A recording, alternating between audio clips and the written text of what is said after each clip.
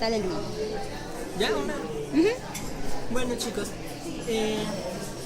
una de las lecturas que a nosotros nos tocó se salía un poco del tema que ustedes van a ver, es estilos de aprendizaje, y entonces hablamos con la profesora y descubrimos que aunque se salió un poco de tema, se vinculaba muy bien con el tema anterior y entonces podría servir para cerrar el tema anterior. Entonces las vamos a mandar, ¿verdad? La presentación también. Entonces sí estaría como importante que les vayamos diciendo, y en la diapositiva donde dice tal, ¿no? Para que puedan ir siguiendo más o menos con lo que vas diciendo tú y vayan dándole clic a la presentación también, ¿no? Yo no voy a ocupar la diapositiva, pero los demás. Entonces, como quiera que sea, esta lectura presentaba mucha información que ya se había visto en la clase pasada y que se había comentado en clase, entonces decidimos, como algo productivo para ustedes y también para nosotros, presentarles lo que nosotros tenemos hasta ahorita elaborado como trabajo final, que es la clase muestra.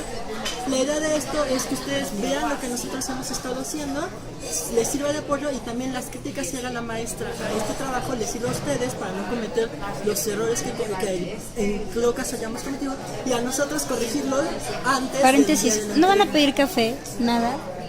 ¿De verdad no quieren nada? ¿Un café, un agua, un algo? Pues es que yo me iba a comprar un agua antes de llegar.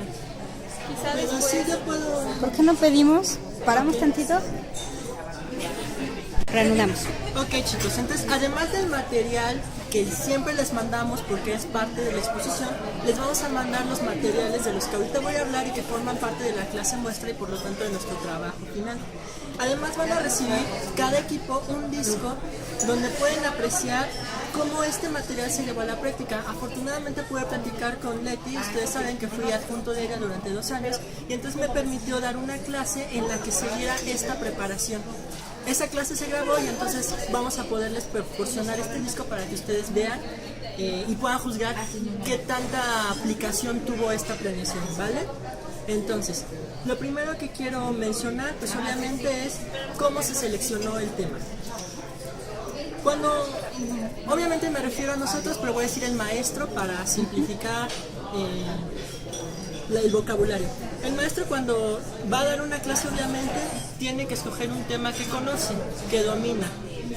Nosotros todavía no somos licenciados, pero como que sí hayamos tenido una formación que nos permite ser especialistas en ciertas materias, y por eso escogimos que fuera obviamente un tema de letras clásicas, que mejor fuera un tema de lengua, porque llevamos 8 semestres de griego, 8 semestres de latín, creo que es la materia en la que estamos más capacitados. De las 2 lenguas, la mayoría prefiere la lengua latina. Si hubiera dependido de mí, hubiera sido lengua griega, pero como esto es democracia, pues tuvo que ser sobre lengua latina. Escogimos además un tema que fuera de algún modo independiente de los otros temas de latín, por la siguiente cuestión. Suponiendo que hubiéramos escogido tercera declinación, de algún modo hubiera sido necesario también planear un poco cómo se vivió primera declinación, segunda declinación, para poder decir cómo vamos a ver tercera declinación. O por ejemplo, qué orden se tendrían que ver en los temas. Leti ve primero cuarta y quinta declinación antes que tercera. Entonces preferimos coger un tema que fuera más o menos independiente para no estar pensando en todo este ordenamiento de clases anteriores y posteriores. Este tema independiente nos pareció que sería el hexámetro latino. Evidentemente se vincula con los demás temas de la clase, pero de algún modo puede aislarse un poquito.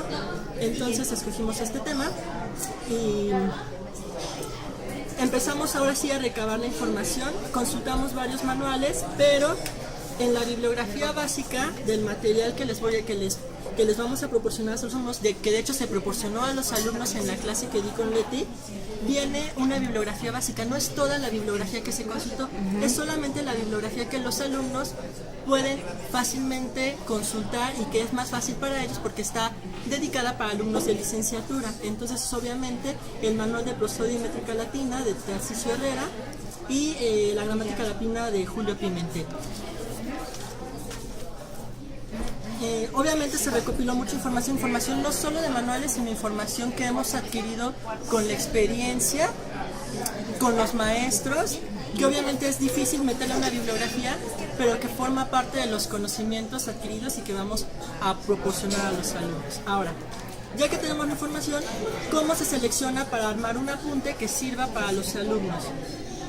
Pues escogimos la información que fuera indispensable para exámetro latino. Cuando hablamos de métrica, si ustedes consultan los manuales, hay muchísima información sobre muchos tipos de pies, sobre muchos tipos de versos, sobre muchos tipos de estrofas, que al alumno lo puede abrumar porque en ese momento no tiene aplicación. Entonces simplemente recabamos la información que se vinculara estrictamente con el exámetro latino y dejar de lado para después, evidentemente, el latín 7 y 8, los demás datos que pudieran complementar esta información.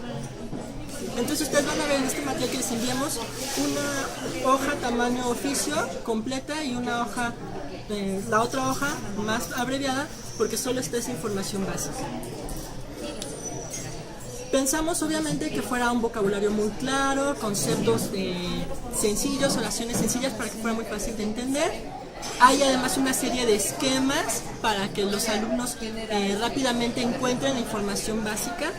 Luego, por ejemplo, pueden ver en el punto 3 unas reglas de escansión, donde vienen una serie de reglas y luego encerrados en un cuadrito unas notas bene, que son información que los alumnos ya saben, pero que probablemente a lo largo de sus estudios han olvidado. Entonces es muy importante que la tengan presente para hacer la escansión de los versos, y entonces se marcó ahí en cada caso las cosas que ellos ya saben. Por ejemplo, que la alfa de la primera inclinación es larga, que la E de la quinta inclinación es larga, pero que necesitan recordar porque a lo mejor hasta antes de ahorita no le habían visto aplicación a estos datos. Igual en las licencias métricas pusimos únicamente las licencias métricas básicas del exámetro, hay muchas más, pero aquí solo pusimos estas 3 que son básicas. Obviamente este material se le da al alumno, se lee durante la clase y se va comentando, explicando.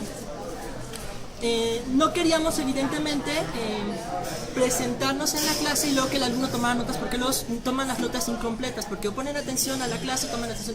Queríamos que tuvieran esto completo, por eso la idea de darlo y leerlo en clase, pero obviamente la clase no se agota con simplemente este material. De hecho, este material sería, siguiendo la taxonomía de Bloom, la parte del conocimiento, ¿no? Nosotros lanzamos el conocimiento. Ahora, en la parte de las licencias métricas pueden ver que hay unos ejemplos para explicar esas licencias. Estos ejemplos se van a medir junto con el profesor y ya sería dentro de la parte de comprensión. El profesor les va preguntando al mismo tiempo a los alumnos, o sea, ya tengo aquí yo la medida, pero al mismo tiempo les voy preguntando por qué yo puse esta medida, que ellos me expliquen siguiendo las reglas que se dieron, porque yo puse esa medida. En la taxonomía de Bloom, esto sería la parte de la comprensión. Finalmente, ya para poner en práctica todo lo que se aprendió, que sería la parte de la aplicación, se les entrega a los alumnos un texto más o menos amplio, que es todo el cuento de Píramo y Tisbe de las metamorfosis de Ovidio. Este texto se va a trabajar a lo largo de varias clases, son 100 versos, no puede ser en esa misma clase. Esa misma clase se empieza a trabajar, pero durante las siguientes clases se sigue trabajando este mismo texto, y ya en este texto los alumnos tienen que empezar a escanciar, es decir, escoges al alumno y dices, a ver, fulanito, dime la escansión y explíquemela, y luego sutanito, dime. Entonces ya están dentro de la parte de la aplicación. Ellos solos, obviamente el maestro los vigila, pero ya tienen que ellos empezar a proponer sus observaciones. Esto seguirá los 3 primeros pasos de la taxonomía de Bloom. Obviamente también estos textos se tienen que traducir, se tienen que analizar sintéticamente, y eso ya nos llevaría a los últimos 3 pasos de la taxonomía de Bloom, que sería análisis, síntesis y evaluación. ¿Pero el mismo día? No. O sea, todo esto no entra dentro de la clase exactamente de exámetro, pero como esto se aplica a los textos, y los textos conforme se vayan traduciendo, pues se tiene que ir viendo análisis sintáctico, análisis morfológico, poco a poco se va a ir llegando, conforme van avanzando las clases, a este nivel.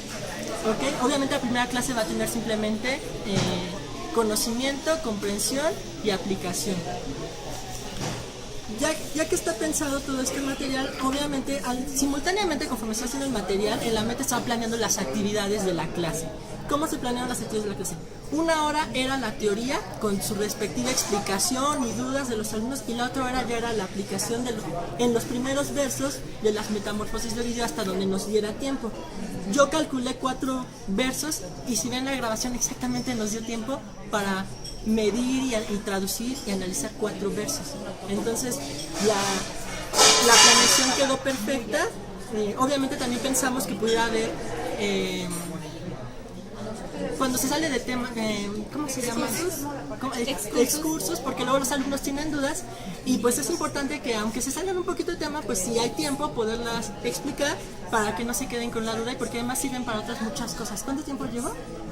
¿Nadie me ha medido? 4:17 son. Ah, pero no me dieron cuánto tiempo llevo de disposición, chicas. En total llevamos 14 minutos, pero ponle...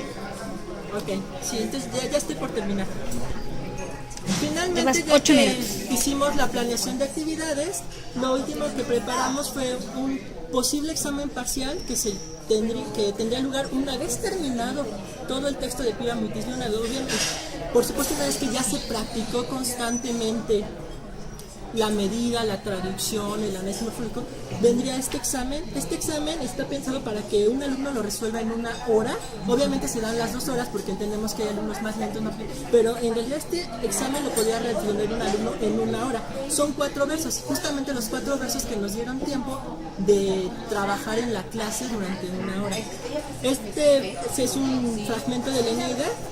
Es un fragmento en general sencillo, no tiene mucha sintaxis de oraciones, que eso se ve en cuarto semestre, por eso decidimos evitarlo. Les pido obviamente que lo lean, que midan todos los pies con sus versos y susuras. Les resalté algunas sílabas para que expliquen detalladamente la escansión de esas sílabas. Les pedí que tradujeran. Aquí mismo les puse el vocabulario de todo el texto para que no sacaran diccionario, porque luego sacar diccionario puede resultar en trampas de parte de los alumnos que tienen ahí anotados datos. Entonces mejor de una vez les ponemos aquí el vocabulario. Y al final también subrayé unas palabras para que nos explicaran el análisis sintáctico de casos. En tercer semestre se ve análisis sintáctico de casos, entonces aunque este es un examen de exámetro, pues igual podemos pedir algunas cuestiones de sintaxis de casos.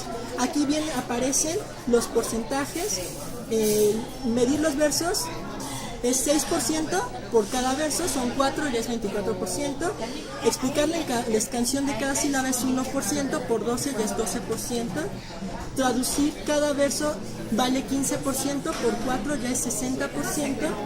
Y por último, explicar la sintaxis de casos de cada palabra vale 1%, por 4 ya es 4%. Si suman todo, ya da el 100%. Eso es todo. ¿Qué quieres que hagamos? ¿Quieres que discutamos el planteamiento? Nos llevaría tiempo de la exposición. O es que la pregunta es, si esto es parte de la exposición y lo evaluamos como parte de la exposición, amerita que le dediquemos tiempo para discutirlo. Pero si esto es, mejor dicho, su propuesta de trabajo final, ¿no? Y no es parte como real de la exposición, entonces necesita que como que la observación no forme parte para no quitarles tiempo de la exposición. ¿Qué hacemos? Pues cuando pensamos esto, pensamos que sus observaciones pueden sernos útiles a nosotros y a los alumnos, pero entendemos que esto se sale, entonces podríamos seguir con las exposiciones y si sobra tiempo, regresar. ver sus observaciones al final. Muy bien.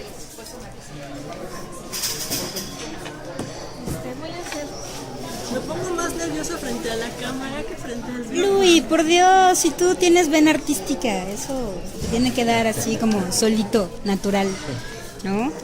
Bueno, nada más rápido, antes de que se me vaya. Y ahorita lo retomamos al final, ¿no? Perdóname. Yo creo que les decía yo a sus compañeros que hubo un faltante importante en la sesión anterior, que fue introducir a tipos de clases, ¿no? Para mí, por favor. Por aquí. Gracias. No vamos a ocupar el video, ¿verdad? Ese me lo llevo para verlo yo. Ok, entonces déjame guardarlo. ¿La de chocolate?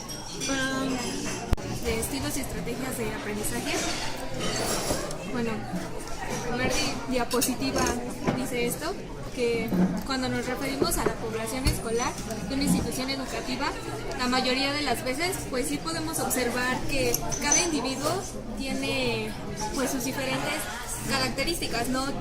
Algunos son, no sé, hablan más, otros hablan menos, o sea, cada quien tiene pues esas diferencias, esos rasgos que los definen, también pues otras cosas que nos diferencian como la idiosincrasia, bueno, la religión, o pues también el nivel socioeconómico, todas esas cosas pues nos hacen diferentes y pues generalmente es algo que se observa, ¿no? Que es muy común que una persona lo distinga, pero hay más características que nos hacen diferentes unos de otros, pero que son más imperceptibles, como son los estilos de aprendizaje. Cambiamos de perspectiva. Y bueno, estas diferencias, bueno, hay diferencias, como les decía, de diferentes tipos, aunque sea redundante el asunto. Que bueno, que cada sujeto tiene, ¿no? Entonces, estas diferencias se pueden clasificar de tres formas, que son de carácter psicológico, como son la motivación o el flujo de emociones y este tipo de carácter psicológico. Tenemos también las de carácter sociológico, que son, bueno, pues el nivel de interacción, ¿no? Que una persona sea como más sociable o no. ¿Quién es el sociable de aquí? Luis. ¿Quién es la mano que mece la cuna? ¿Quién es el que no dice nada, pero por detrás organiza todo? No, así no, ahí es Luis. ¿No? Sigue siendo Luis. Pero sigue siendo Luis, ¿ok? Y bueno, y de carácter intelectual, como las preferencias por el análisis o la creatividad o la perspicacia. Bueno, vemos que también los estilos se ven influenciados por una serie de características, también pues que tienen que, bueno, la influencia del medio, ¿verdad? Es un factor. Oli, ¿tenemos alguna definición de qué es estilo? Pues es que en sí no hay una definición tan clara, pero lo que te dice es que todas las que tenemos aquí en la presentación son como que las que influyen dentro del estilo, y de ellas algunas sí hay una definición como muy precisa, pero del estilo como tal pues es una combinación de todas estas. Bueno, por lo menos fue lo que yo ahí vamos a ver para todo el equipo, ¿no? Con base en lo que ustedes leyeron, ¿qué podríamos decir que es un estilo de aprendizaje? ¿Cómo podríamos definir un estilo de aprendizaje? No sé cómo usarlo, definirlo sin usar la palabra estilo. Es una forma. Tiene mucho que ver con lo que dijo Oli, ¿eh? O sea, hay que recuperar como lo que ella está diciendo. Creo que es importante. Nada más hay que ponerlo en orden, pero eso que está diciendo Oli, ¿no? Lo que tienen ahí en el cuadro creo que es un buen ejercicio. Nada más hay que verbalizar el concepto de estilo. El conjunto de todas estas características, ¿no? Es un conjunto de rasgos. Y Oli puso en una diapositiva anterior de rasgos de tipo psicológico, ¿no?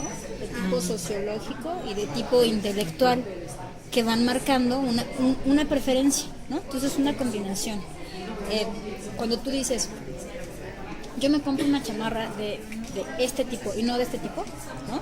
Es porque esa es tu preferencia, ¿no? Tu preferencia psicológica, ¿no? Porque te gusta, tu preferencia sociológica porque habla de a qué grupos tú perteneces, ¿no? Con esa vestimenta, o socialmente qué implica para ti esa vestimenta, e intelectualmente, ¿no? O sea, es como no tomas la decisión de es esta y no es esta, aunque las dos sean negras, aunque las dos tengan cierre, ¿no?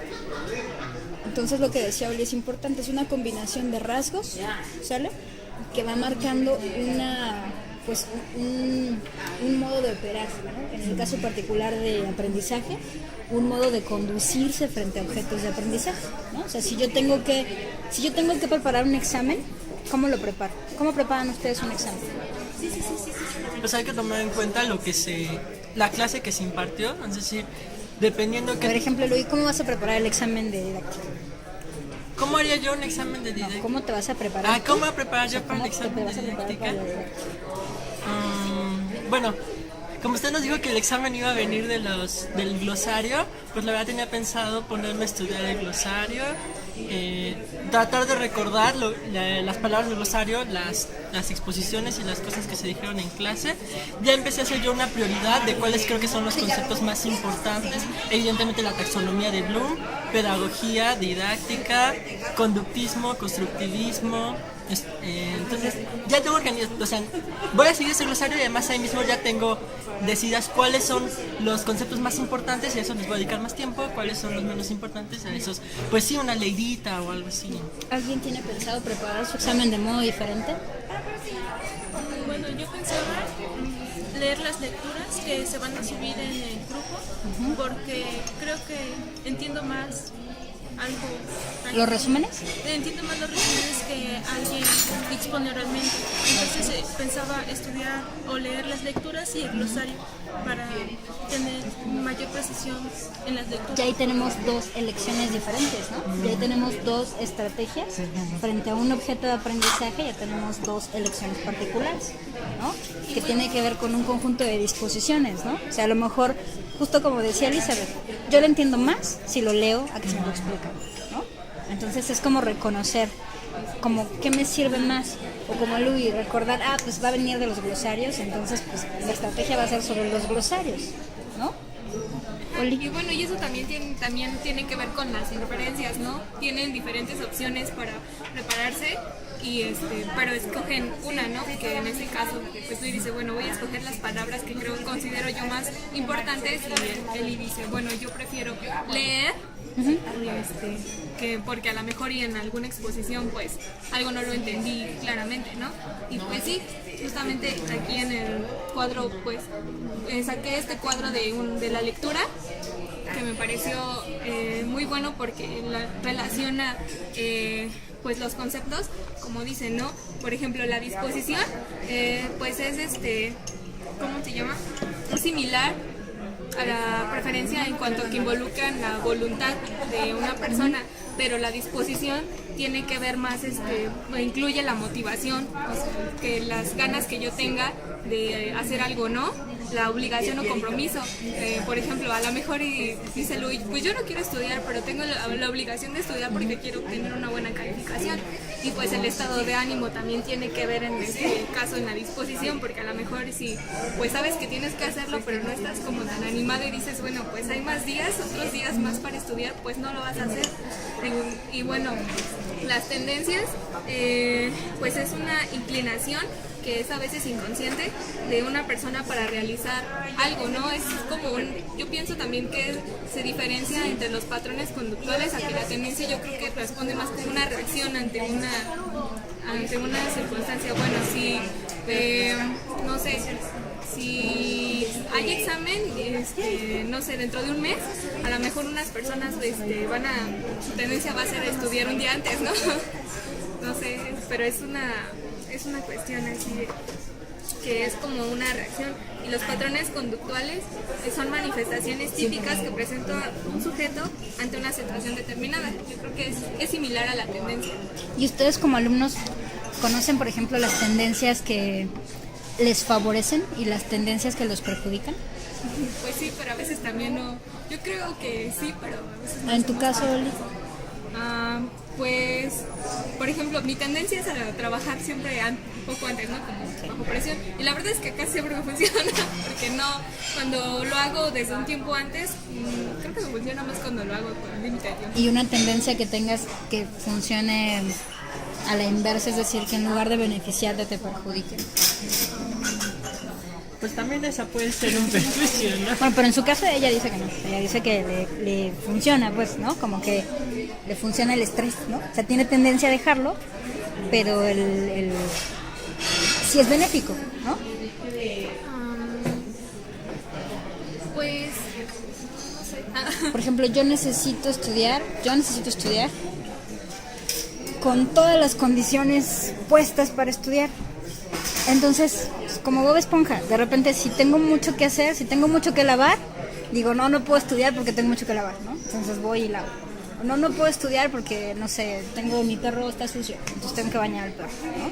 Entonces eso me pasa mucho, como que no puedo estar, o sea, no puedo decir, sale, esté como esté, mi casa está hecha para arriba, o sea, esté como esté, tengo que estudiar. No, o sea, si no tengo como todas las condiciones para estudiar, me bloqueo. Y entonces funciona, o sea, no funciona, ¿no? Porque en lugar de ser, sé que es una tendencia, pero en lugar de ser benéfica, resulta a mi favor, ¿no? Porque normalmente no tengo todas las condiciones para estudiar, ¿no? Pero yo creo que eso hay que hay que hacer consciente al alumno de eso, ¿no? De cuál es su estilo de aprendizaje y qué cosas tiende a hacer que por más que resulte bien, ¿no? A veces, como dice Lu, a veces entras en un estrés muy cañón y tu cuerpo no puede aguantar esos niveles de estrés, por ejemplo, ¿no? O a veces es esto, como lo que les decía, o sea, sí, tienes tendencia a que todo esté organizado para poder estudiar, pero no siempre ocurre, entonces eso te quita tiempo, ¿no? La idea es hacer al alumno consciente de esas cosas. Sí. Bueno, continuamos. Bueno, ya dijimos que el estilo pues incluye todas estas características y bueno, las estrategias de aprendizaje son herramientas cognitivas que un individuo utiliza para solucionar o completar una tarea específica. Es también similar a lo que, bueno, había dicho también Luis, ¿no? Bueno, mi estrategia también es parte de eso, es mi preferencia. Bueno, yo prefiero hacer eso, pero es como una estrategia que adopto, el escoger ciertas palabras con más importancia después de otras, o también podría ser como, no sé, por ejemplo, yo lo que hago para a veces estudiar y que retener mejor las cosas es volver a transcribir mis apuntes, ya sea solo esquematizarlos, conceptos más importantes, o pues cuando son, no sé, por ejemplo una clase de mitología, pues sí me funcionaba transcribir todas las características de los dioses o de alguna historia en específico, y eso a mí me ayudaba a retener más información que si solo lo leía, solo daba una ojeada a mis apuntes. Y bueno, y las habilidades es una capacidad física o intelectual que sobresale de una persona con respecto a otras.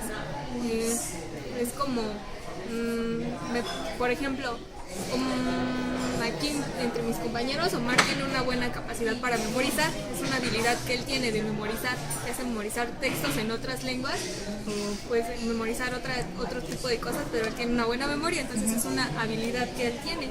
Y bueno, pues estos son como los conceptos más básicos sobre los... Y ahí tenías al final un último concepto, ¿no? Claro, Desempeño. Pero bueno, yo creo que el desempeño ya es como pues un resultado de estas cosas, de las estrategias ya unidas con el estilo y con las habilidades. Y bueno, también otra cosa que es importante aclarar es que muchas veces el estilo y la habilidad son confundidos, pero no, bueno, más adelante vamos a ver sobre eso, porque se suelen confundir cuando son diferentes, ¿no? Un estilo es como algo, como una, como decía, ¿no? Tu preferencia, tu disposición. Un conjunto de rasgos. Ajá, y las habilidades ya es algo como más, no sé, innato, no sé cómo expresarlo. Por ejemplo, ¿quién de ustedes reconoce que es, o cuando estudia necesita música, por ejemplo? ¿No? Pues a mí a veces me ayuda. Depende de la ¿Elizabeth? labor también. Muy bien, fíjate Sí. que eso es Si, por interesante. ejemplo, busco palabras en el diccionario para traducir, si pongo música y me puedo concentrar. Ah, Pero ok. si quiero redactar, creo que también depende de mi humor, pero Ajá. sí puedo... Leer no más se puede, casi. Leer es difícil con música. Creo que yo coincido mucho con lo que dice Omar, depende de la actividad, ¿no? Por ejemplo, para ciertas cosas, a mí cierta música me sirve, ¿no? Cuando son como cosas muy talacheras, ¿no? Por ejemplo, cuando voy a calificar, es así como, a ver, algo talachero, ¿no? Entonces, como una música que sea rápida. Cuando voy a escribir, sí necesito como algo más tranquilito, ¿no? O cuando tengo que leer, es otra cosa, ¿no? Creo que sí depende del tipo de actividad que se realice, pero yo siento que yo soy auditiva, ¿no? Entonces, por ejemplo, puedes compartir un estilo, puedes encontrarte en un grupo 3 que sean auditivos, ¿no? Y que compartan el estilo porque eso es una combinación de rasgos. Sin embargo, dentro de esos 3 auditivos puedes encontrarte habilidades diferenciales, ¿no? Puede ser que a lo mejor yo sea auditiva, ¿no? Pero yo no tengo las habilidades que tiene Omar, y a lo mejor Omar y yo podemos coincidir en que somos auditivos, ¿no? Que tenemos como cierta predisposición a que el canal más fino sea el canal auditivo, ¿no? Pero las habilidades son diferenciales. ¿Sí me explico? Entonces el estilo es mucho más amplio y la habilidad más precisa. ¿Ok? Sí, voy a cambiar algo aquí en la presentación porque... Oli, te llevas 15 minutos. Perdón. Bueno, algunos autores postulan diferentes supuestos sobre los estilos y también principios. Y bueno, solo los voy a mencionar así rápido porque realmente no tienen mucha complejidad, son muy claros. Y bueno, cada persona tiene su propio estilo. Aunque lo podemos compartir, ¿no? También. ¿Mande? Aunque también podemos compartir. Como podemos ser auditivos, ¿no? Podemos ser kinestésicos, ¿no? Ajá, pero bueno, también la lectura decía que aunque haya rasgos similares y aunque se disciernan estilos que son iguales en diferentes personas, siempre en otro nivel van a ser diferentes. Entonces A nivel de la habilidad. Ajá, es complicado decir que son iguales. Cada quien tiene su propio estilo y tiene su propia forma, ¿no? Creo que es muy difícil. Ya a nivel de la habilidad ya encontramos la diferencia, ¿no? Porque ya entonces ahí sí podemos decir, Omar es bueno para memorizar, ¿no? Y a lo mejor a mí me pasa mucho con las lenguas que soy muy buena para encontrar el tono, ¿no? El tono de la lengua.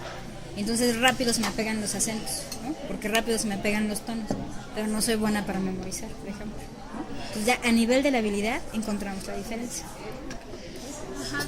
Y bueno, los estilos son neutrales. Esto es decir que ningún estilo es mejor que otro, sino que todos tienen sus rasgos y sus ventajas, por así decirlo.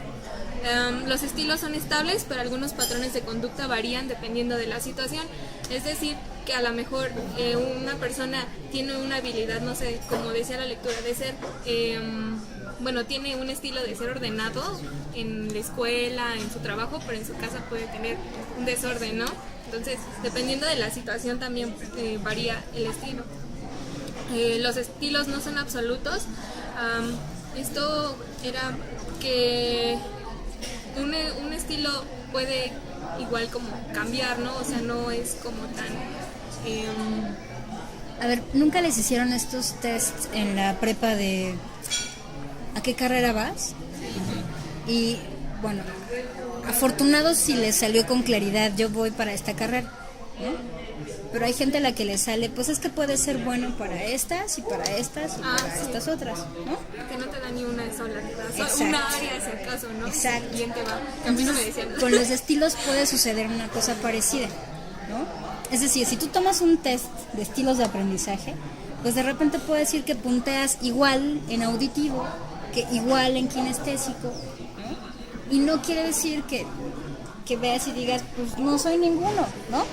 Desde mi punto de vista, ¿no? Entre más canales tienes desarrollados, más formas tienes de acercarte a los objetos que quieres aprender, ¿no? Entonces, si eres una persona que rankea alto en 3, ¿no? Aunque no sobresalga uno solo, tienes 3 posibilidades, tienes 3 canales para poderlo trabajar mejor, ¿no? Dependiendo del objeto y dependiendo de lo que te exige ese objeto, ¿no? Entonces, yo creo que puede ser hasta ventajoso, ¿no?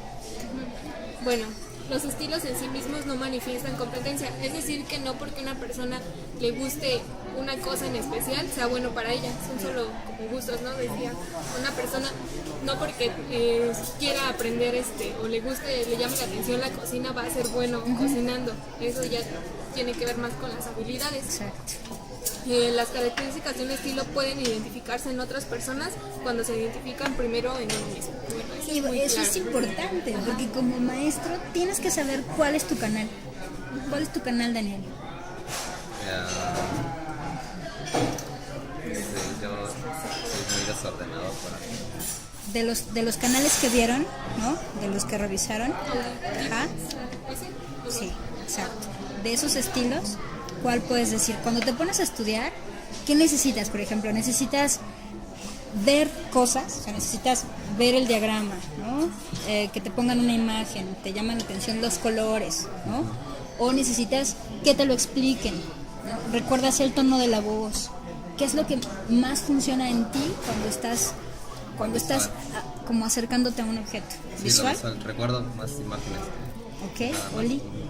Yo soy, bueno, depende, a veces soy más sinestésica y a veces también soy muy auditiva, porque visual sí no, yo me aburro, si ya estoy viendo a las personas así, por ejemplo, exponer o solo al maestro, no puedo, pues me concentro más si estoy Haciendo. quizá un dibujo o algo, pero estoy escuchando. Ok, auditiva y kinestésica. Omar. Bueno, normalmente hago resúmenes y a veces hasta me acuerdo lo que rayé a la dieta. Entonces puede ser visual, ¿no? Pues, o sea, si recuerdas la marca que hiciste, la rayita que hiciste, puede ser visual, porque lo que recuerdas es como la foto de la rayita, ¿no? ¿Ok? Adel. También en algunas ocasiones me considero que es como más visual, pero también por decir, a mí me sirve mucho, si fuera mi estrategia para estudiar para el examen, yo diría, no, yo no voy a leer los resúmenes de los equipos ni las lecturas, porque yo hice apuntes cuando estaba en la escuela. Entonces eso me ayuda a mí más a veces para clarificar las cosas. Entonces, si estoy haciendo mi apunte en el momento en el que empiezo a subrayar o a transcribir ciertas cosas que a mí me importan, sí suelo tener a veces así como una memoria fotográfica y decir, esa cosa la subrayé de verde, entonces Visual. eso es lo que necesito poner en el examen. Entonces visual y kinestésico por ahí, ¿no? Porque es una combinación. Yo sostengo que aunque los dispositivos electrónicos sí implican movimiento, o sea, sí implican que hagas esto, ¿ok? El movimiento implicado en hacer las letras es distinto y conecta con el cerebro de manera diferente. Entonces, yo sí insisto que pesa más a nivel cognitivo hacer notas con papel y lápiz aún que hacerlas acá, ¿no? Aunque sí haya movimiento. No es la misma actividad, no se conecta de la misma forma, ¿no? Porque para desarrollar habilidades tu cerebro pasó por estos movimientos.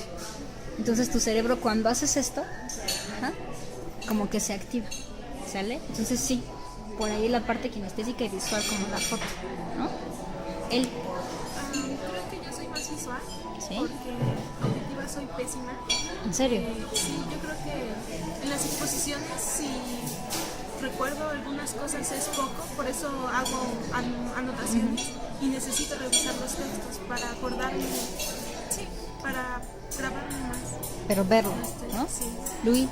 No sé si entra dentro de esta categoría, pero leyendo yo todos los resúmenes, me parece que yo entro dentro de los solistas. No sé si puedo aplicarlo en esta categoría. Sí. Yo de lo que estudio, primero veo el todo y ya después de tener el todo empiezo a especificarme en las Por ejemplo, si te pasa como Areli o como a Omar, que recuerdan de repente como la rayita que estaba junto a la manchita que decía ahí, ¿no? Si te pasa eso, o sea, si te pasa como que recuerdas la escena del papel, como que el papel fuera tu escenario, eres visual, ¿no? Si no, no entra dentro de visual. O sea, si lo que recuerdas es el texto, no la escena en donde está enmarcada el texto, no es eso. No, es que yo más bien recuerdo lo que yo hice un esfuerzo por comprender e integrarme. O sea, podría ser ya sea escrito, ya sea audio escuchado, pero por eso yo me quería lo holístico. Cuando yo ya lo integré todo en un esquema, entonces cuando yo entiendo las cosas y las puedo recordar. Yo soy auditiva. Yo sí sí necesito escuchar que la gente lo diga. Y además tengo habilidad para recordar cómo lo dijo, cuándo lo dijo, con qué tono lo dijo, y eso es terrible. Por eso no tengo amigos. Por eso no tengo amigos, porque luego la gente dice, no es cierto, ¿cómo no? Tú dijiste así, así, así, y además me volteaste a ver y dijiste. Entonces, Yo también así, por eso digo que también soy auditiva. sí, También sí, yo recuerdo también todo así. lo que me dice. ¿cómo lo dice? En el momento lo dice. Sí. Bueno, pasamos a los principios de los estilos. Y bueno, los estilos son preferencias en el uso de las habilidades, pero no son habilidades en sí mismas. Es lo que ya les había comentado anteriormente, que comúnmente confunden los estilos con las habilidades, pero sí son diferentes. Una relación entre los estilos y las habilidades genera una sinergia más importante que la simple suma de las partes. Es como ya también había comentado la profesora, que si conocemos nosotros nuestro propio estilo, eso nos genera una mayor competencia que si no lo... Y además eso va a hacer que tiendas a hacer que tus alumnos hagan eso. Entonces, como yo soy auditiva, necesito escuchar que mis alumnos lo digan. ¿Me explico? Necesito escuchar. A lo mejor, si yo fuera visual, pediría diagramas o pediría esquemas, ¿no? Me importaría mucho como esa parte. O si fuera como Luis, ¿no? Me le daría como mucho más peso a un trabajo de investigación, por ejemplo, ¿no? O más integrador, pero yo sí necesito escuchar que la gente verbalice las cosas, ¿no? Pero, entonces, pues eso nos ayuda, ¿no? En conocer nuestro... Y además impacta en lo que tú haces, impacta en lo que tú pides a los alumnos también. Sí, bueno, las opciones de vida necesitan encajar tanto en los estilos como en las habilidades. Y bueno, eso ya nada más era como igual, decía que, por ejemplo, hace tiempo estaba más como en auge la carrera de medicina, pero pues en estos tiempos ya hay otros tipos de carreras, ¿no? Pero también nuestros estilos y nuestras habilidades también pues se tienen que encajar también como a lo social, ¿no? Hacia lo que está, pues nuestra actualidad requiere. Bueno, eso yo lo O la entendí. carrera de chef, ¿no? De repente se puso también muy de moda, todo el mundo quería ser chef, ¿no? Pero pues, no todo el mundo tiene paladar para ser chef, ¿no? La gente tiene perfiles o patrones de estilos como en las habilidades. Y bueno, eso decía es que no solo tenemos un estilo, sino que decía que podemos tener de diferentes, ¿no? Como decía, bueno, yo puedo ser también auditiva, pero también puedo ser sinestésica, o kinestésica, como se pronuncia. Y no necesariamente, pero uno va a tener una mayor, va a predominar más sobre... Puede ser y no, ¿eh? Puede ser y no.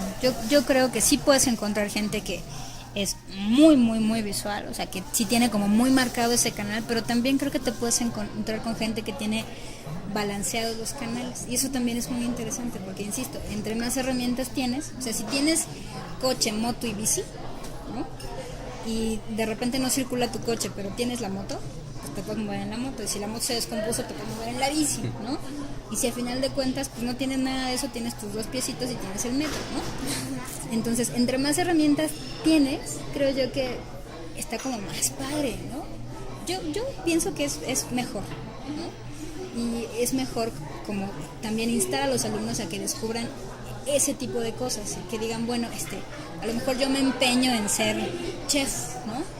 Pero si el chavo no tiene de verdad la habilidad de reconocer sabores, por ejemplo, o de aceptar sabores, o de decir, bueno, todo lo pide sin picante, todo lo pide sin dulce, no quiere meterle verduras, ¿no? O sea, si lo ves que no tiene habilidades en ese sentido, una de dos, o lo ayudas a desarrollarlas, ¿no?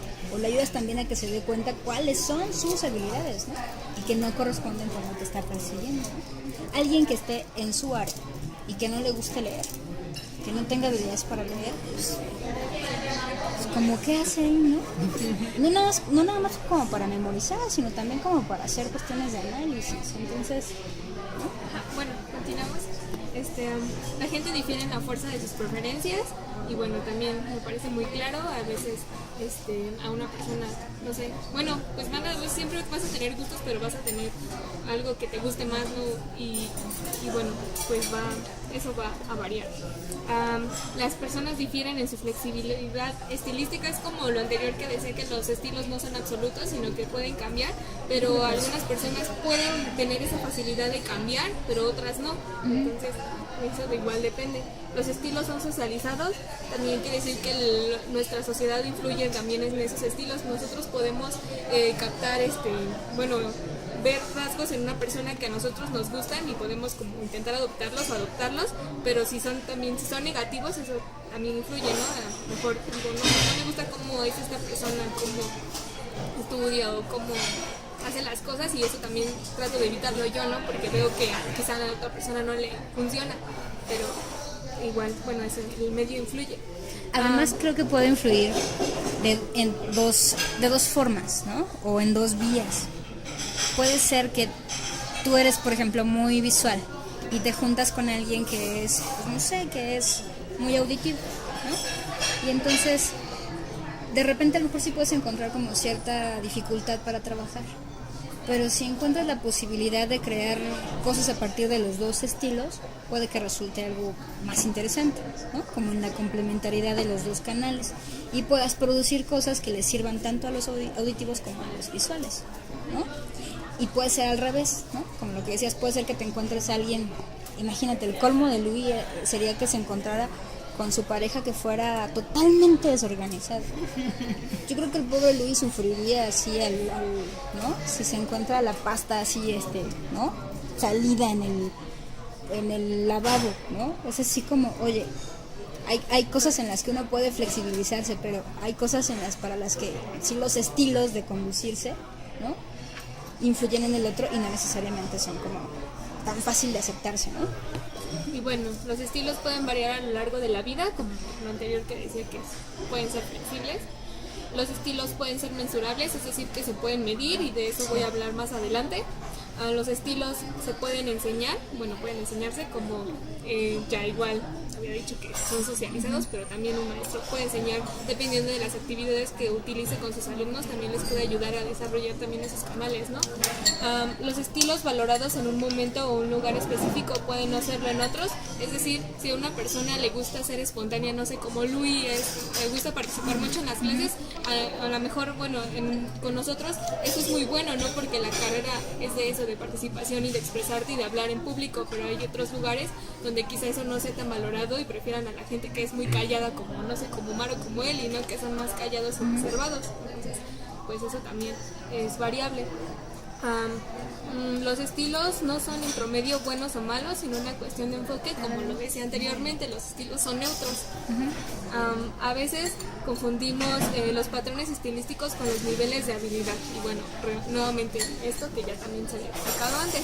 Y bueno, acerca de que los estilos son mensurables, tenemos diferentes instrumentos para medir esos estilos de aprendizaje. Uno de ellos son los inventarios, que son como estos, bueno, es que también la palabra test está utilizada más adelante, pero los inventarios son similares a los test, en que son una serie de respuestas de preguntas con respuestas múltiples que comúnmente vemos en las revistas. Sí, pues generalmente son más en las revistas, ¿no? Donde llegamos a ver este tipo de cuestionarios que hasta cierta forma pueden ser alterables porque una persona ya puede decir, ya me sé, ¿no? Que ciertas respuestas tienden a un lado, como identificas los tipos de respuestas, ¿no? Que son iguales. Entonces también pues es complicado que se realicen de forma correcta, pero pues se puede, y dentro de estos inventarios están los que son de autorreporte directo, que tienen que ver con preguntas directas sobre las características que puede manifestar o no una persona, y las que son de autorreporte indirecto, que contienen preguntas que pueden ser no tan directas, pero que implican un procedimiento especial para obtener las puntuaciones. ¿Un ejemplo? A la interpretación.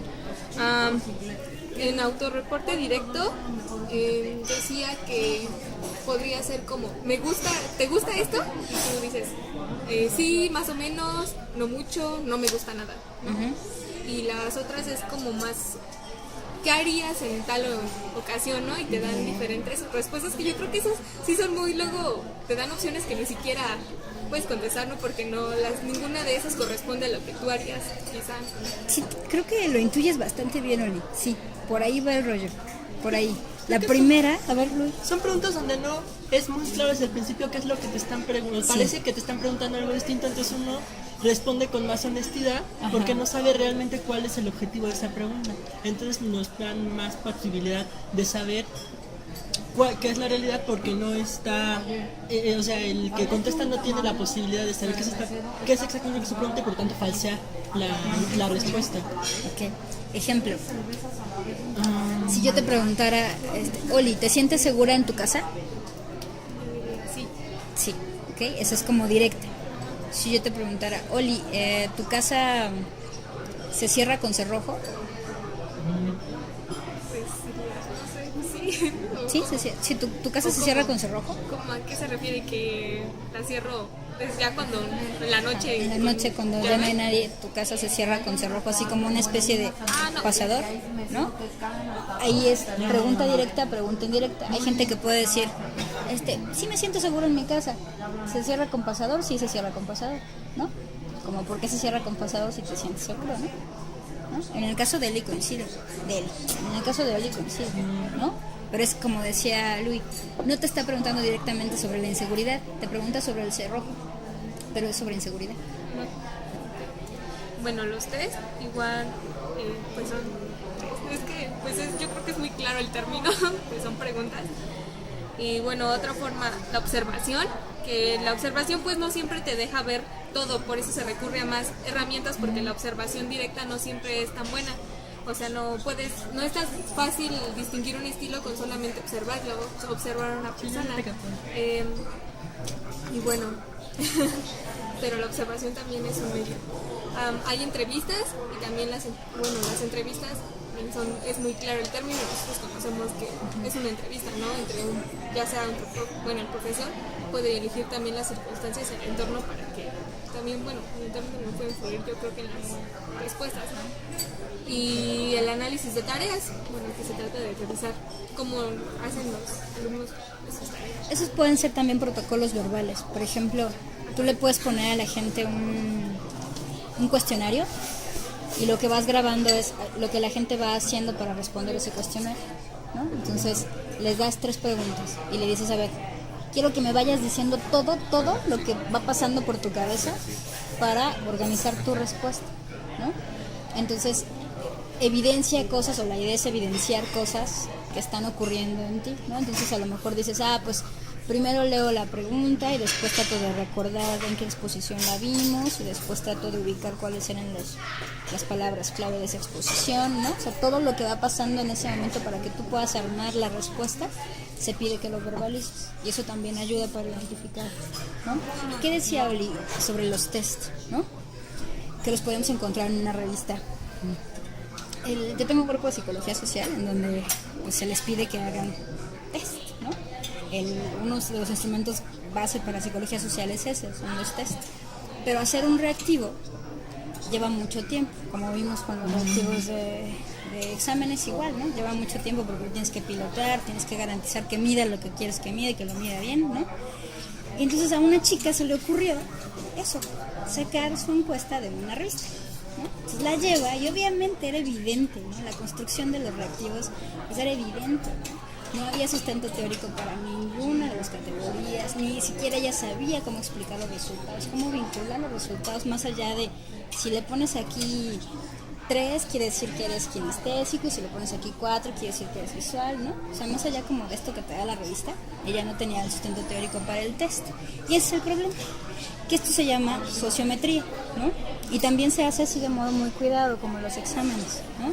Pero la gente lo ha vuelto así como algo muy, como que aparentemente asequible, ¿no? Como que lo puedes bajar de una revista y te puede decir cuál es tu estilo de aprendizaje. Entonces la idea es, si yo voy a aplicar un test de estilos de aprendizaje a mis alumnos, no puede ser un test bajado de la revista, ¿no? Tiene que ser uno de estos que ya están validados, ¿no? Que ya fueron aplicados muchas veces en muchos contextos educativos y que ya estamos seguros que mide lo que en efecto quiero que mida, ¿no? Entonces no se vale que tampoco lo invente yo. Ya hay inventarios, o sea, ya hay test, ¿no? Para medir cuáles son las habilidades presentes en un grupo, ¿no? No es el hilo negro, ya está, hay que usar eso, ¿sale?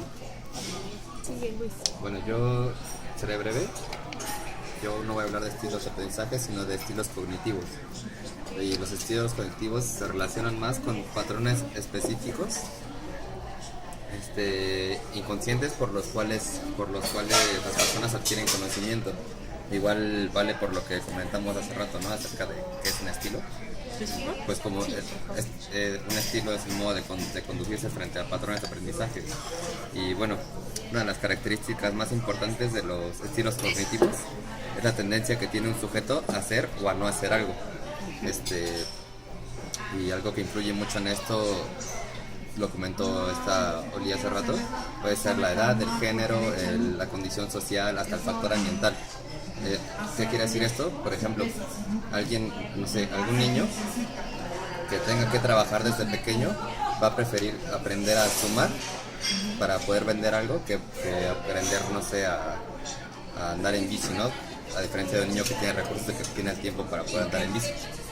O no sé, el género también tiene que ver, porque hasta hace algunos años era natural que las mujeres no estudiaran ciertas carreras como ingeniería, ¿no? Y actualmente ya esto está desapareciendo poco a poco, pero eso también influye. Okay. Bueno, yo voy a hablar de 4 estilos de estilos cognitivos y está en la primera diapositiva. Bien.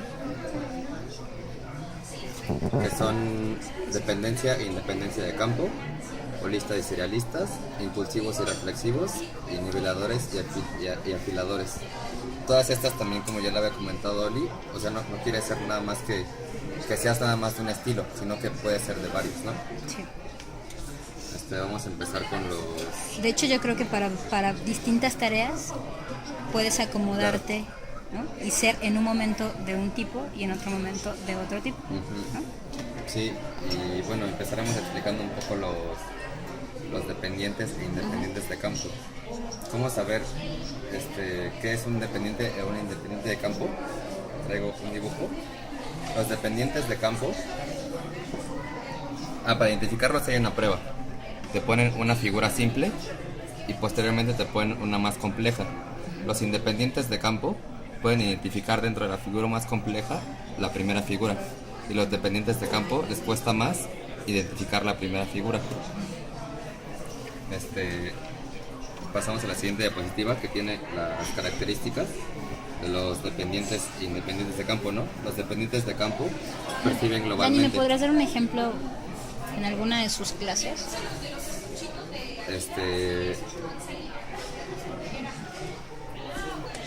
No sé, lo pienso más como cuando estamos leyendo algún texto en latín, ¿no? Hay personas que prefieren leer el texto y captar una idea, y hay personas que prefieren analizar palabras y palabras y palabras y analizando en lugar de ir leyendo. Sí. Bueno, lo primero sería, lo de ir leyendo sería dependiente de campo, y la otra sería independiente de campo. Independiente de campo. Y justamente las características son las siguientes, ¿no? Dependiente de campo perciben globalmente, memorizan mejor la información social, necesitan instrucciones para realizar una tarea, son sensibles a la crítica, requieren estructuras, metas y refuerzos externos para trabajar, carecen de un sentido de autonomía y les gusta trabajar con otros, y son alumnos fácilmente influidos por otros alumnos. Y los independientes de campo perciben analíticamente, se les tiene que enseñar a usar el contexto para manejar la información social. O sea, con este segundo punto creo que podemos notar más, ¿no? El independiente de campo suele estar solo, y el independiente de campo quería trabajar y estar acompañado. Son capaces de resolver problemas y efectuar tareas sin necesitar instrucciones, tienen iniciativa y pueden utilizar propios criterios para desarrollar tareas. Las críticas no las afectan mucho, suelen tener metas y refuerzos internos, tienen sentido definido de la autonomía y son alumnos difícilmente influidos. ¿Tú qué eres, Dani? Yo soy, es lo que estaba pensando yo, no sé, creo que hasta cierto punto tengo de los dos, porque a mí me gusta trabajar en equipo. Cuando tengo que hacer algún texto me gusta trabajar en equipo, pero me pasa que estoy en equipo y luego como que me clavo en el texto y empiezo a hacerlo yo solo. ¿Y es en todas las materias? No. Cuando estoy, por ejemplo, o sea, fuera de la escuela, más bien como en el trabajo, prefiero trabajar yo solo que estar acompañado. Bueno, el texto refería acerca de esto de la educación, que siempre se prefiere que el maestro identifique de qué tipo son sus alumnos, ¿no? Y que si el maestro es independiente de campo, trate de trabajar más con independientes de campo, y al revés, si es dependiente de campo, trabaje con dependientes de campo, para que no haya como... Y regresamos a lo que decía Oli, ¿no? Sí. Que si tú identificas qué eres, es mucho más fácil que tú ayudes a que tus alumnos identifiquen qué son. Y también creo que de manera lógica, como dice también, encuentras muchísima más resonancia con los alumnos que tienen estilos parecidos a los tuyos, ¿no? Sí, esto no quiere decir que sea malo ser de uno, ser de otro. Solo, bueno, ahorita voy a comentar algo que tiene que ver con actualmente qué se prefiere, si ser de un tipo o de otro. Pero creo que no es, los dos son útiles, nada más hay que saberlos trabajar, ¿no? Y uno como muestra sí saber identificar. Y yo creo que, como decíamos, depende del área, ¿no? Depende de la materia que estés trabajando, depende de muchas cosas, ¿no? Y puede ser más o menos dependiente de campo según de lo que se trata, ¿no? Sí. ¿Ustedes saben manejar? Sí. ¿Quién les enseñó a manejar? ¿Quién te enseñó a manejar? Mi mamá. No tomaste curso, ¿no? Eso quiere decir que eres independiente de campo en ese sentido, ¿no? Yo para manejar me eché 3 cursos, o sea, soy güey. A mí me enseñó una vez y la siguiente vez que agarré el carro ya me salí yo solo. Fíjate. No, yo en ese tipo de cosas necesito como 3, 4 cursos y uno para manejo de clutch específicamente. ¿No? Sí. Acabar la pila de Bueno, ahora voy a pasar con los holísticos y serialistas. Que es lo que decía Luis, ¿no? Primero voy a dar las características de de los dos, y luego voy a dar un ejemplo de cómo se identifican. Los sujetos holistas procesan de arriba a abajo, tienen una aproximación global del aprendizaje, pueden procesar de manera simultánea, pueden abarcar varios niveles a la vez, están orientados a lo conceptual, poseen poca capacidad para discriminar y relacionan conceptos con la experiencia previa. Y los sujetos serialistas, pasamos a la siguiente. Sí. Procesan de abajo a arriba, tienen una aproximación local del aprendizaje, procesan de manera lineal, trabajan paso a paso, están orientados al detalle, poseen mucha habilidad para discriminar y relacionan características dentro de un concepto. El ejemplo de cómo identificar a estos dos sujetos es un señor que hizo una prueba con varias tarjetas, era como una especie de memorama, y sentó a varios estudiantes, ¿no? Entonces este señor lo que estaba analizando era la manera en la que los estudiantes seleccionaban una tarjeta, porque era como un memorama. Entonces lo que analizaba el señor era si tú agarrabas esta o si agarrabas esta, y les preguntaba, ¿por qué agarraste esta? Los solistas decían que es más como por sentido común, ¿no? Así como agarro esta y luego agarro esta, me parece que esta puede ser. Y los serialistas, si veían que estaba más cerca una de otra y que les funcionaba, seguían con ese procedimiento. Fíjate, yo soy serialista. Yo soy eso. En clásica se nota mucho por el tipo de trabajo que hacen los alumnos, ¿no? Los que son holistas como yo buscan textos muy amplios y de ese texto grandotote hacen un trabajo de 10 páginas. En cambio, los serialistas de un versito, 3 versitos, hacen un trabajo de 10 páginas. Yo soy serialista. A mí me encanta trabajar con entrevistas. Me encanta trabajar, ¿no? Entonces, te escoges 13, 14 casos y de ahí, o sea, es de la profundidad del análisis, de ahí sacas la tesis, ¿no? Sí, yo soy serialista. Total. Sí, creo que el ejemplo de Luis fue muy bueno para más ¿Tú qué eres, del colegio, ¿no? Yo prefiero hacer trabajos de 2 palabras o de un párrafo. Serialista también, entonces, ¿no? Bueno, ahora pasamos con impulsivos. La siguiente diapositiva, por favor. Las personas impulsivas y las reflexivas. Creo que esto es más fácil de identificar porque nada más es como cuestión de ver, ¿no? Sí. Todos en las clases El tiempo de reacción, ¿no? Ajá, nos damos cuenta de que la maestra o el maestro pregunta algo y siempre hay como quien levanta la mano rápido, ¿no? Tiempo de reacción.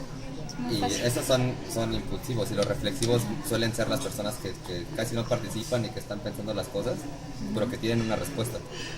Bueno, los impulsivos también tienen respuestas, pero suelen tener más errores. Es más rápido, ¿no? Ajá, de hecho, creo que el mayor indicador acerca de impulsivas y reflexivas es como el número de aciertos y de errores que se tienen. Y bueno, las características de las impulsivas es que su procesamiento es más rápido, pero que cometen más errores. No miden las consecuencias de sus acciones, perciben la velocidad de la respuesta como indicador de competencia y no manifiestan pensamiento diferencial. Y personas reflexivas, su procesamiento es más lento, cometen menos errores, consideran las consecuencias de sus acciones, perciben el índice de error como indicador de competencia y manifiestan pensamiento diferencial. Y pues sí es esto, ¿no? Como cuántos errores se tienen. Aunque Yo creo que aquí lo que más distingue es tiempo de respuesta, ¿no? No quiero precisión, quiero rapidez. Pero en la misma edad dice que hay personas que son reflexivas porque están tan acostumbradas a la reflexión y dominan muy bien el tema, Que se pueden vuelven ser responder rápido y no porque sean impulsivas, sino porque ya lo Claro, dominan. por el ya tiempo de reflexionan. respuesta. Entonces, hay una marca pequeña otro- crítica acerca de las personas impulsivas, que se pregunta el autor que si es bueno ser impulsivo actualmente, ¿no? Como por las necesidades de la sociedad.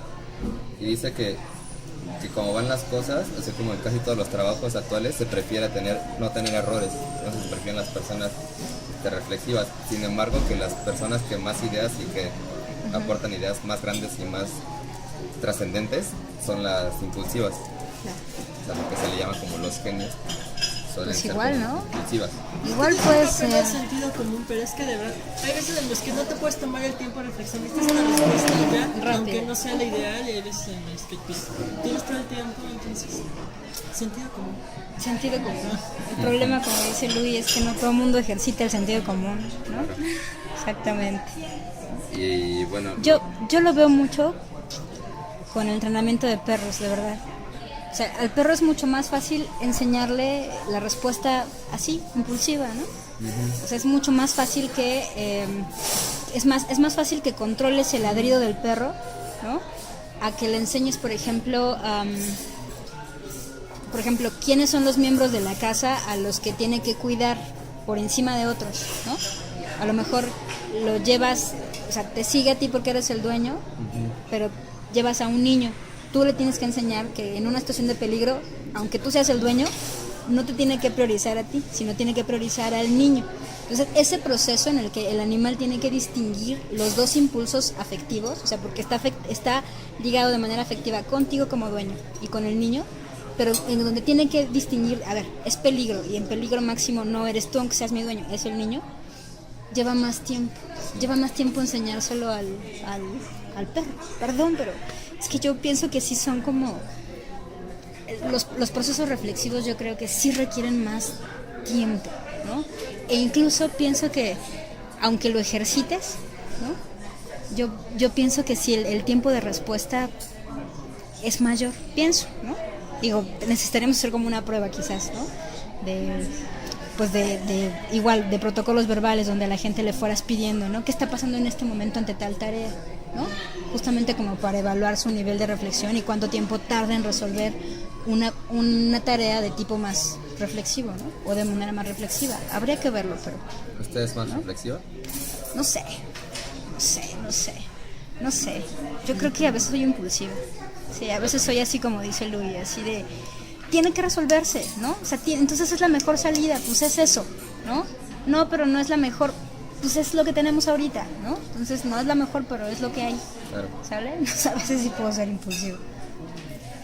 Y pasamos con la última, que es son los de personas niveladoras y afiladoras, que tiene que ver más con procesamientos de la memoria. Los sujetos niveladores presentan confusión entre el pasado y el presente, prefieren el razonamiento abstracto, las imágenes en la memoria son inestables, presentan una percepción generalizada y tienen un punto de vista integrado. Y los sujetos afiladores tienen una clara percepción del tiempo, prefieren el razonamiento concreto, las imágenes en la memoria son estables todo el tiempo, presentan una percepción específica y tienen un punto de vista separado. ¿Ejemplo?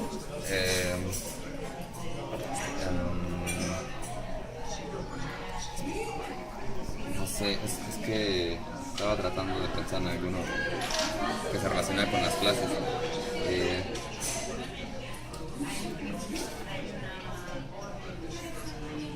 ¿Alguien más? ¿Un ejemplo?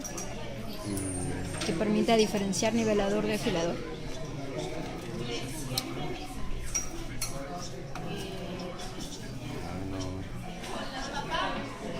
No sé. Creo que lo que más podríamos sacar de esto es que niveladores prefieren razonamiento en abstracto, que no sé, yo pienso que eso es más como Sintaxis. La sintaxis es algo muy abstracto, ¿no? En cambio la lexicología es algo más concreto.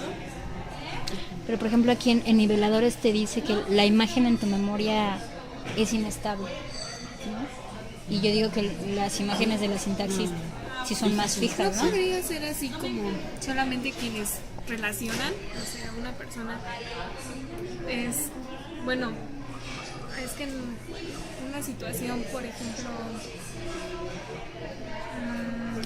en las... A nivel de profesiones. ¿Ah? Es que hay profesiones, yo creo que hay profesiones que a lo mejor van perfilando sujetos más niveladores y profesiones que van perfilando sujetos más acostumbrados a esto, ¿no? Como a concreciones en el tiempo, ¿no? Pues podría ser en afiliadores que tienen una percepción no sé, estas nuevas carreras con tendencias, bueno, tecnológicas que tienen que tener toda esa conciencia de los avances, de todo lo que está sucediendo en su alrededor. Y por otro lado, nuestra carrera podría ser más niveladora.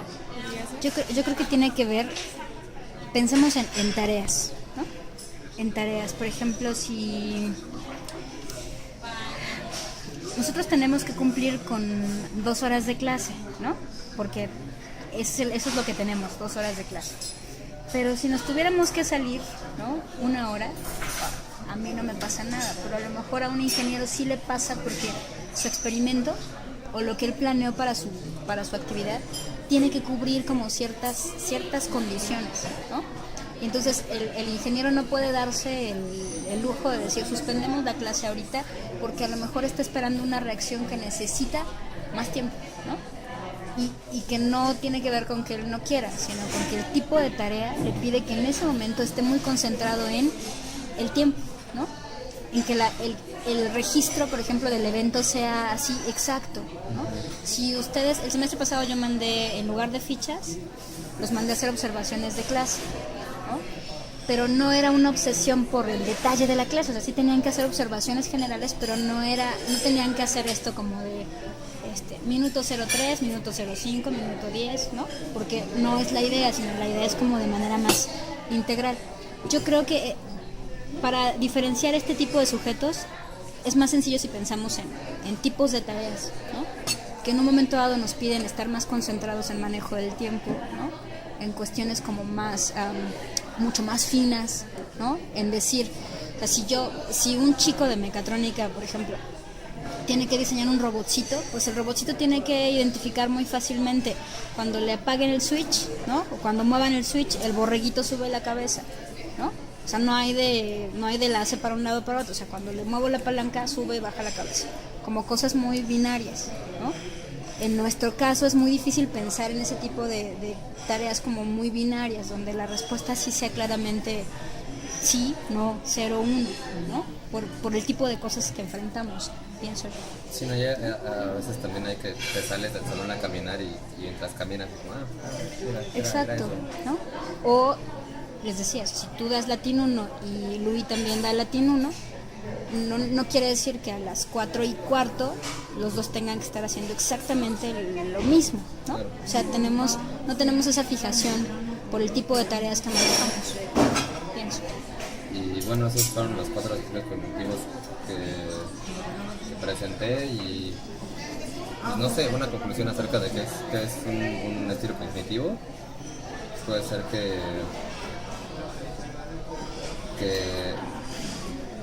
o sea, el estilo cognitivo más bien es como el papel que juega en la percepción de las personas, ¿no? O sea, la percepción que tienen las personas de algo más bien depende del papel, de su estilo cognitivo. Y pues sí, eso como dije al principio es hasta inconsciente.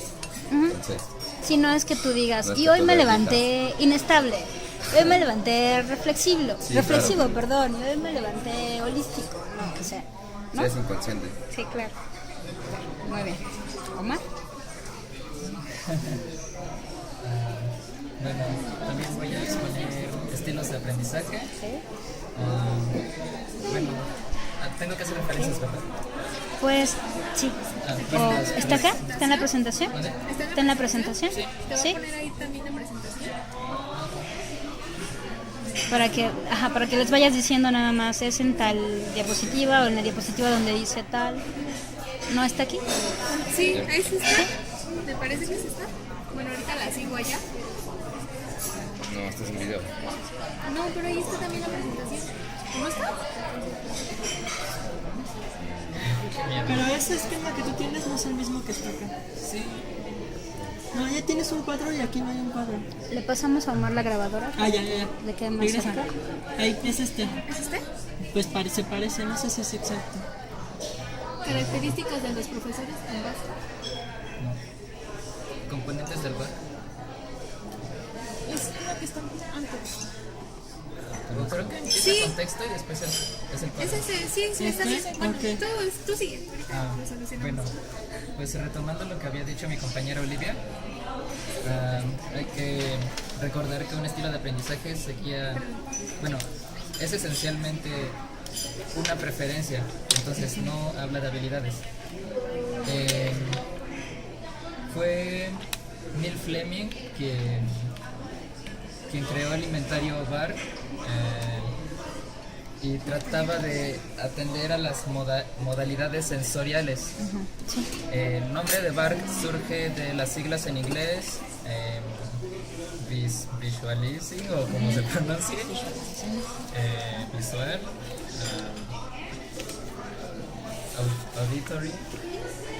auditivo, perdón si estoy una cosa. Lo siguiente es read, write, o sea, escritura, lectura, y kinestésico.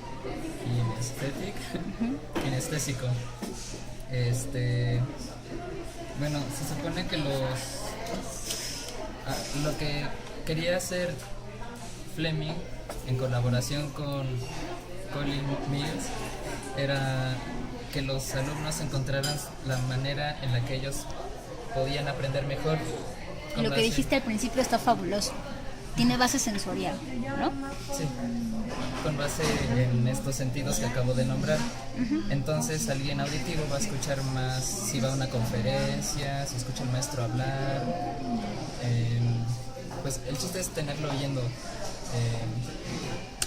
Un visual va a entender más con diagramas, con acetatos, con películas, si se puede, bueno, o documentales, mejor dicho. La gente que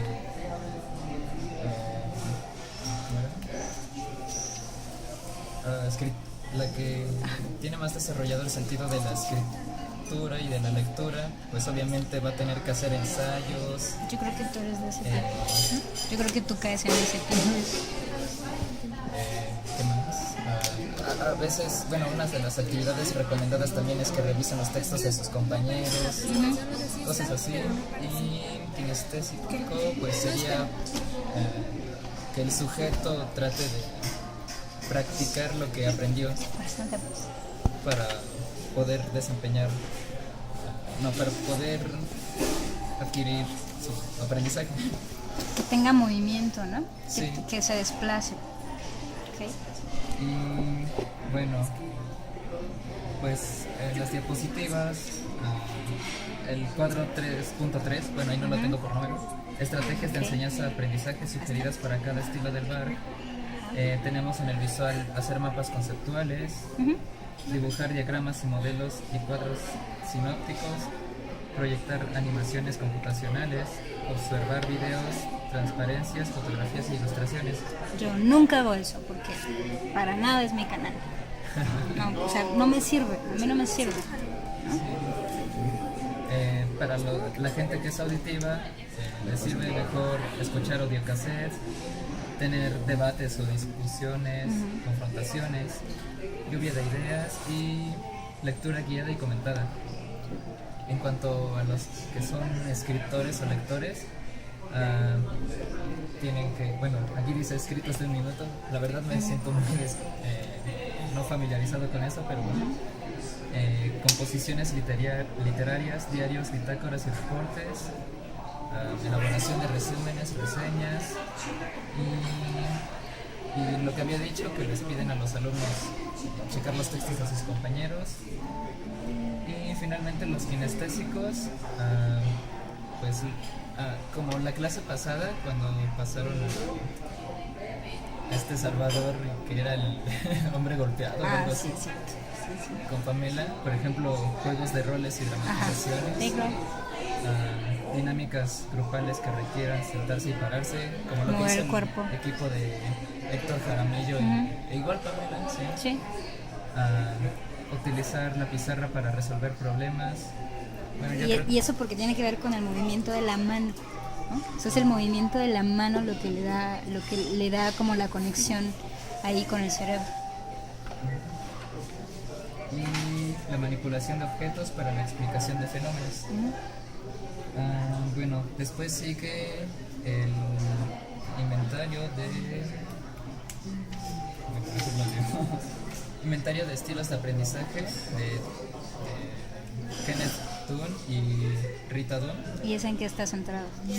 Eh, se basa en 4 estímulos. Bueno, inicialmente, después fueron 6. ¿Qué más? Bueno, yo entendí que depende más como de la susceptibilidad del alumno. Entonces, por ejemplo, tenemos los estímulos ambiente, emocional, sociológico, fisiológico y psicológico. Y todo esto influye en el alumno. Cuando un alumno no tiene bastante éxito académico, lo mejor es tratar de buscar cuál es la opción a la que más se adapta con respecto a los estímulos. Por ejemplo, tenemos en ambiente, sonido, luz, temperatura y diseño. Por ejemplo, no sé, yo creo que a la mayoría de la gente le ha de ser molesto estudiar cuando hace mucho calor o la luz, si no ve, pues, cómo va a leer. Dar clase cuando los alumnos tienen hambre. Te quiero ver dar clase a las 2 de la tarde cuando la gente está pensando en una torta o en la que ya se comió. Sí. Es terrible, de verdad, porque la gente se violenta mucho. Entonces es un horario bien difícil, ¿no? Sí. Tiene todo que ver con los estímulos. Y creo que es importante ir dejando claro eso, Omar, ¿no? A ver, este inventario se centra en la parte sensorial, este otro en los estímulos, ¿no? Porque justo con lo que decía Oli, no se trata de decir, pues nada más soy auditivo y auditivo moriré, ¿no? Bueno, soy auditivo desde este inventario, pero desde este otro, ¿no? Me gusta estudiar con luz, por ejemplo. Yo necesito estudiar con luz, ¿no? Necesito. Pero si voy a escribir, a mí me funciona más escribir como en penumbra. Bien chistoso, ¿no? O sea, si voy a escribir tesis, necesito como luz media. No me sirve así como que la entrada de luz fuerte, a diferencia cuando tengo que estudiar, ¿no? Pero esas son cosas que uno tiene que ir observando, ¿no? Y que uno sabe, yo creo que ustedes lo saben, ¿no? Pero nada más es cosa como de sistematizarlo en este tipo de gradientes, ¿no? Sí, por ejemplo, hablando del de sonido, yo ni siquiera puedo estudiar en mi casa porque me ruido en todas partes. Sí. Por la noche, ¿No? Cuando todos están dormidos. Sí. Por eso decía Luis que grababa en la sesión, no, porque sale tu mamá gritando, Omar, la basura, ¿no? Entonces, pues no puedes, ¿no? Pero tú tienes cuarto individual, yo no tengo. Yo tengo, pero vive tanta gente en mi casa que... Aunque tenga cuarto individual, tiene que ser en la noche, si no yo no puedo hacer nada. Sí, yo también. Y a partir de las 12, Yo pues, en la noche Exactamente. tiene que estar luz apagada porque mi hermano está dormido. Exactamente, como dice Daniel, tiene que ser en la noche, pero además después de las 12 porque ya todo el mundo como que está tranquilo, incluyendo mi perro, que no sea loca cada que escucha una cosa Y ya nadie rara, te ¿no? distrae en Facebook. O sea, y que nadie te distrae en Facebook, muy bien, ¿no? Ahora sí, ya todos se conectan a esa hora. Ok, ¿qué más? Y por ejemplo, lo que usted mencionó ahorita, bueno, podríamos saltarnos tantito al ámbito fisiológico. Los elementos son percepción, alimentos, tiempo, movimientos. Yo estudio mejor cuando como. Sí. Yo de verdad, o sea, si me voy a desvelar, yo paso por mi coca y mis papitas, o sea, así, ¿no? Entonces yo sí necesito estar cronchando en la noche para estudiar. Hay gente que a lo mejor no, pero a mí me funciona, ¿no? Sí. Pues bueno, por ejemplo, este de movimiento me llamó mucho la atención. Porque no sé si a la mayoría le incomode, pero yo no soporto estar sentado, mucho menos en las bancas de la facultad. Oh, ya. Me gustaría hasta estar parado porque duele. Que ya sabemos que Y no sé si me afecta bastante. claro. Me gustaría como tomarme un descanso, incluso también comer para seguir con la clase y poner atención, ¿no? Sí. Pues el tiempo, no sé, a veces depende. Hay gente que hace trabajos de un día para otro y sí salen, pero a veces no tanto como uno los requeriría. Bueno, no sé. Requeriría. Eso, mira. Hay un libro muy burdo, es muy burdo, es muy bobo, pero está lleno de tips así, de este tipo, ¿no? Es de Teresa Vale y se llama Cuentos de médula, creo, algo así se llama, como Cuentos de médula. Y de lo que habla es, no es cierto, se llama ¿De qué se ríen las llenas? Ya me acordé. Y está el otro de Cuentos de médula, pero el de qué se ríen las llenas te va dando tips para mejorar el funcionamiento cerebral. Entonces te dice, por ejemplo, para un examen, la cantidad de azúcar que requieres para un examen es el azúcar contenido en un cacahuate. No más, porque más de eso sobreestimula el cerebro, entonces haces el efecto contrario, ¿no? En lugar de concentrarlo, ¡puc!, se dispersa. Entonces el día del examen no es echarte el chocolate, o sea, es una cosita chiquitita. Está lleno de tips de ese tipo, por ejemplo, ¿no? O sea, que si tú no duermes en 3 días, lo que estudiaste no se va a pegar. No se va a pegar absolutamente para nada. Va a estar un rato y después se va, ¿no? Porque tu cerebro tiene que descansar, ¿no? O los lapsos de sueño, eso es súper interesante. Si ustedes duermen, por ejemplo, hora y media en un día de desvelo, si duermen hora y media, es mejor dormir hora y media que dormir 2 horas. Porque los ciclos de sueño son mejor cada hora y media. Entonces es mejor dormir en ciclos de hora y media. O sea, o duermes 90 minutos, 3 horas, 4 y media, 6 horas, ¿no? No duermas 2 horas, no duermas 5 horas, ¿no? Porque te hace daño. No duermas 3 horas y media, duerme 3, ¿no? Y ese libro está lleno de esas cositas así como muy bobas, ¿no? Pero bastante útiles. Pues bueno, no sé, hay gente que se organiza mejor y termina sus trabajos en tiempo, ¿no? En el ámbito emocional tenemos la motivación. Está bien, Omar. Eres muy positivo, querido. A ver, sí. Está la motivación, la persistencia, responsabilidad y estructura.